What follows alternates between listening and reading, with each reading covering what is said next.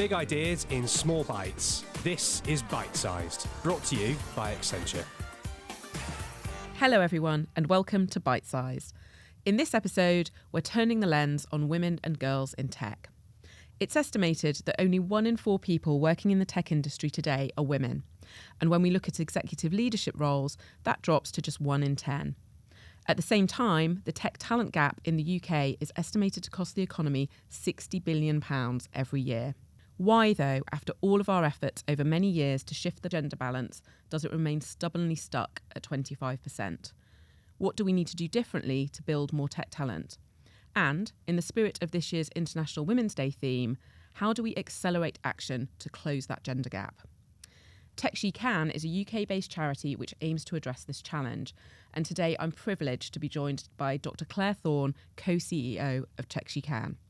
Claire is also a venture partner at Deep Science Ventures, a physicist, mum, and was listed in the UK's most influential women in tech in 2023 and 2024.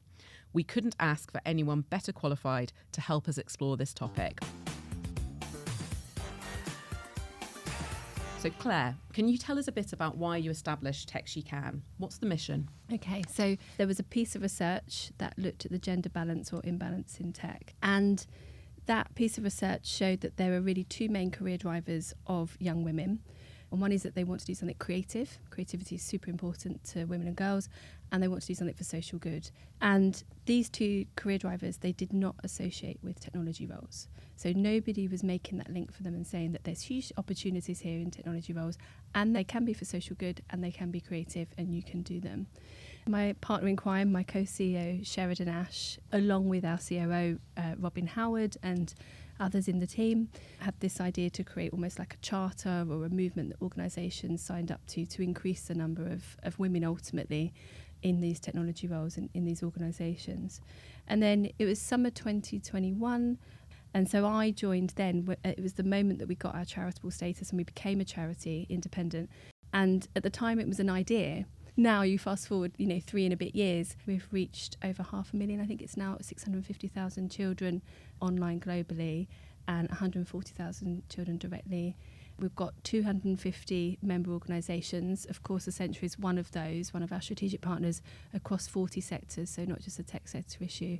And we're, growing really fast as a charity. So the mission resonates with me. And our mission really is quite simple. It's to encourage girls in particular, we work with boys and girls, but to encourage girls to aspire to and be able to access technology roles so they can pursue them.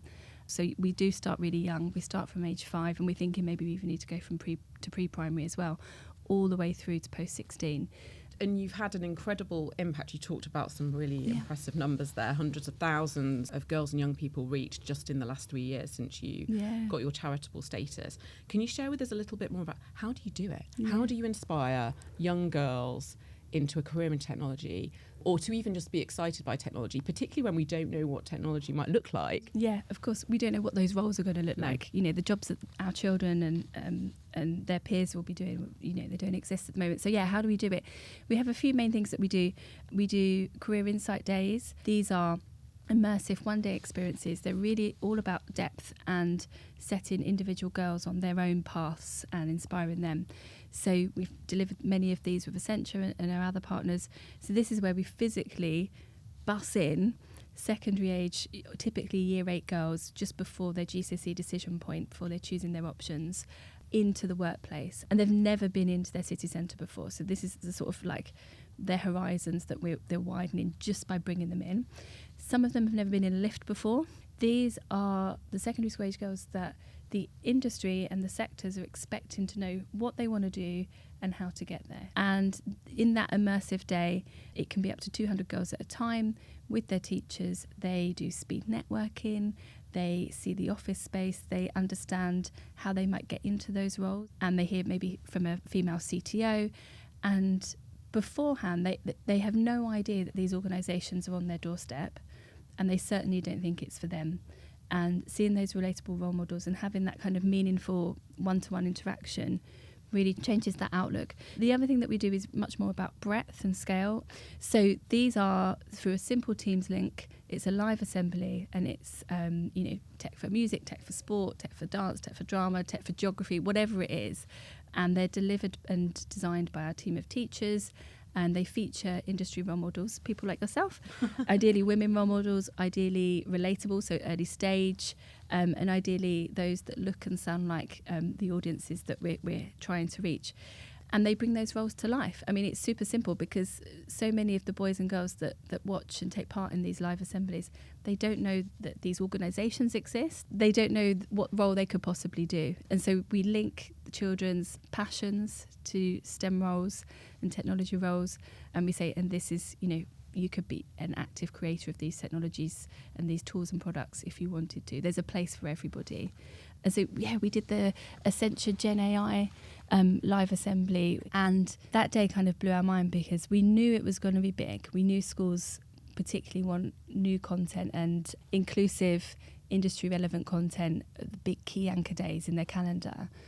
But we saw the registrations come in, and in one single morning we had 40,000 children join us online. It's an absolute incredible number. It's incredibly inspiring for our teams to be involved in that, but also that technology is part of the solution of how you're driving the scale. Something that I think there's, real recognition across, businesses, all sorts of organisations, that actually this is a team sport. And I suppose what you're touching on here is really interesting because you're touching on partnering. Yeah. And you've talked about how partnerships are so important to the impact that TechSheCan drives. And I know you consider collaboration to be a real superpower of the charity. How are you kind of driving those partnerships with different organisations, with schools, with businesses, and bringing different sectors together, I suppose, which isn't always straightforward? Yeah. I think that's the real value of the TechSheCan community. So the other thing that we do is our national volunteer, our champion scheme. So men and women, any role, any level in the organisation, we equip them, train them, do the DBS, give them lesson packs, and they can go out into classrooms and deliver. And so, that's a community of champions that is cross-sectoral and, in all directions up in terms of seniority. Just that community itself, that group of people, is really powerful because they're all working towards the same thing. For so many of our strategic partners, the reason they work with us and co-design, co-deliver and back us to deliver these solutions is not because they think in 10 or 15 years those boys and girls are going to make it into their organisation. It's not a recruitment tool. What is clear are the two things we talk about all the time in TechSheCan, the inspiration gap and the aspiration gap. And that unless we, as a cross-sector community, absolutely, unless we are showing these children with a real social mobility focus as well, what's possible, then nobody else is. So there's a real commitment from industry to do that, even though that pipeline might not come to fruition. Right. And if it does, it won't be for 10 or 15 years anyway. There's a huge time lag. But it's about creating for all young people a sense of the possible. Yeah. And this is something that I've been really inspired when I've heard you talk about it. You've talked about moments that matter. Yeah. Those moments that happen somewhere along the journey. Yeah. For some of us, it was serendipitous, but those moments that unlock or ignite that sense of possibility for girls. Yeah. That technology is not something to be afraid of. It might be for them. Yeah. And actually, when I've asked people, I've noticed many people talk about either their teachers or, interestingly, they talk about their dads as being part of that moment that mattered or being really influential on inspiring their journey into tech. Yeah. So these childhood moments can be incredibly important. TechSheCan are obviously playing a role in that. How can we kind of maybe translate some of that to make sure as girls and women come into the tech workforce that we help them build a great career and we help retain them in the industry? The job isn't done once you've recruited a certain number of women. It's about sort of sustained cultural change, isn't it? Societal change. And ultimately the goal is for women to be equal and in those rooms where new technology tools and products and services are being created, so that they are part of the creation, not just seeing themselves as passive users. And so I think what happens in the workplace and beyond is crucial. I think with moments that matter, there was one moment, and it's so vivid and so clear, I can just remember it now. It was a less than a minute conversation. It could easily not have happened. And my science teacher at the time pulled me to one side and said, why don't you think about doing this, this and this and this at A-levels? And I was like, okay, Yeah. I mean, that was the only guidance I had. Otherwise, And I may have done otherwise, or maybe not. Who knows? there's a real lesson actually for all of us as leaders, which is how do we think a bit intentionally, proactively about how we continue those sustained moments that matter for our people. How have you made of a all moment genders, for right? someone else? Yeah, how do you make those Absolutely. moments for someone else? And when we look at school leavers and graduates today, and I think your research found that still only 3% of females are citing technology as their first choice career. Yeah. So we've got a bit of a way to go. Clearly, we've got a bit of a generation gap that we need to close. In terms of closing that chasm, there's so many things. There's, we've fed in recently to the curriculum review, and STEM roles can be brought to life, and employee engagement can be more prominent throughout the curriculum, and girls in particular can be hooked on STEM early on and sustained through, whether it's space appearing more prominently in the curriculum or whatever it is. Yes. So we've got ideas around the school curriculum. We know around employer engagement what good, meaningful, inclusive careers education and careers inspiration looks like because of the work we're doing, and we would just love to see that reach every child in every school throughout their schooling. So we see the urgency, we see the scale and the need. I think there is a certain amount of patience that's required, though. Yeah, because it is a sustained, like you say, cultural, societal change that we're trying to drive. It's not a once and done. I think everybody wants quick fixes, don't they? And I think actually what we're focused on within Text You Can is that longitudinal impact. Yes. So over a period of 5 years or a decade, how we really change that child's perceptions, how we raise their aspirations, what do they know about the world and the possibilities, what do they know about the different routes into work, and how do they see themselves as that active creator of future technologies?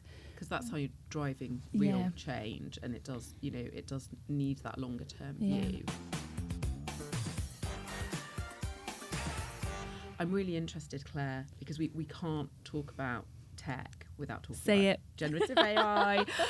We can't have this discussion without exploring what might that mean, because obviously we're talking about the long range, and yet this technology is evolving so quickly.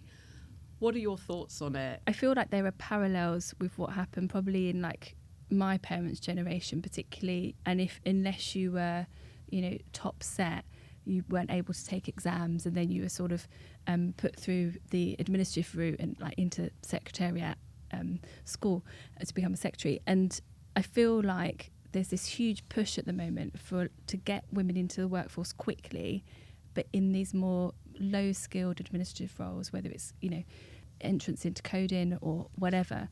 And I feel like in some senses we're repeating a pattern and doing injustice, because these are not particularly secure jobs as we move from code to no code, prompt engineering, and potentially whatever AI means for these roles. Maybe once you're in post, are they really the ones that are going to give you the development and the longevity in the workforce? Who knows? So I think in some senses we have to look at like which roles we're pitching, particularly to women, whether it's as pivoters, returners, or early talent. And obviously we don't really know what that looks like with AI coming in and disrupting. I think also around AI, my big concerns are around inclusivity, of course, because of the space I work in.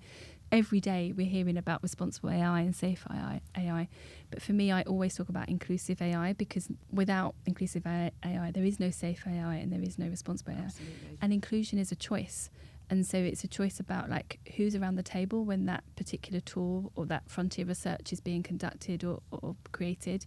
It's around like what data sets it's being trained on, how and when it's deployed, all of those things. And so having women and underrepresented groups, of course, around the table and being active in that is absolutely key. There's a lot to do around policy and inclusion. Yeah, there's a huge amount to think about, isn't there? And some of which are topics that are really difficult to grapple with. Yeah. But certainly I think there's the opportunity to use AI in order to ignite the excitement. You can then use it to build awareness, to build more proactive involvement, I suppose, in what is happening and where it is going. Yeah. And so let's talk a little bit more about that, because a huge amount of progress made by Text You Can over the last 3 years, deep sort of impact on the school leavers that you're doing the Insight Days with, scale and breadth across the live lessons. I know you've got even bigger ambitions for the future. So what's next for Tech She Can in 25 and beyond? I think there's more for us to do as a convener of these collective voices across sectors around helping to raise the national literacy around technology, and particularly around AI, and the way in which it's described and the way in which technology development and creation and adoption is, pitched as very London-centric at the moment, in terms of its creation and adoption, but also in terms of its regulation and policy and all of that. And actually, the rest of the UK has a voice in that as well. I guess we're also always thinking about how do we reach every child, but also thinking about how do we form bigger partnerships with foundations and trusts so that we are sustainable as a charity going forward, and also looking at what going global might mean. And so where do we start? We already do have a partnership overseas, actually. Yeah. So this is, fairly light touch. So this is with a not-for-profit in Africa called Open Kids Africa in Nigeria. And they use a lot of our resources in the classrooms, which is fantastic. But we're also thinking with a few of our partners, if we were to be delivering lessons on the ground, where would that be? Where in the world is this problem most acute, and where do the girls and the boys need us most? So we're thinking through that as well, but that will probably be beyond 2026, to be honest. But big sort of strategic questions. Big ambitions, and there's no doubt that you're going to drive greater impact in 2025, and it's just so great to see the way in which you're leveraging technology to be able to reach as many children. We couldn't as do possible. It otherwise. And we have children and teachers and schools log in from overseas as well. So that 650,000 children that have watched our stuff online, because it's free, of course, and like everything we do is free for schools. That's around the world, so not just in the UK. So big ambitions for 2025. What's your call to action for our listeners? I think there's always something you can do. Sir Patrick Vallance, now Lord Vallance, he supported our very first impact report as a charity, our annual report. And back when he was Government Chief Scientific Advisor, and really succinctly, he summed this up and he said, this is, treat this with urgency. This is for everybody. And I think sometimes we think, that's an issue for our diversity internal network, or that's an issue for our women in tech group or whatever. But actually, this is an issue for everybody. I think as an organisation, there's so much you can do. Sponsor us, name us as your charity of the year, work with us to create these live assemblies or deliver career insight days, partner with us. I think in many ways, the partnering and the collective thinking and action is going to be the key going forward, because it's a challenge for all of us, and therefore we can't solve it alone. Yeah, absolutely. And I think already the changes that we've made in those 3 years as a huge collective, I think is enormous, really. There's a lot to celebrate. Yeah. And a lot yet to do. Absolutely. And so we're coming to the end of our time, Claire. It's been wonderful to talk to you. So much to celebrate and so much to think about. But finally, we want to ask you the question that we ask to all of our guests on Bite Sized, which is, what is it that you're listening to or reading at the moment that's inspiring you or giving you pause for thought? I read a Mary Porter's book on Manifesto for Change. And that was all around intuitive leadership and building good, positive, inclusive organisational culture. Right. And I loved it. And almost every sentence, I did a massive circle around, and I was like, oh my God, it speaks to me. And it's not tech sector specific, but there was so much in there. I thought it's pretty much, word for word what our mission is, and I really related to it. So the theme of this International Women's Day, as we said, is to accelerate action. It's been absolutely inspiring to hear the tangible and the scaled impact that you and Tech She Can are having across the UK and beyond, globally, and the way in which we can really change the whole perception of tech careers for the next generation of young people. But we've got to be patient, and we've got to be committed, and we've got to drive sustained action. So treat this with urgency. This is for everybody. So thank you very much for joining us today. Thanks to our listeners for joining us. Until next time, this has been Bite Sized.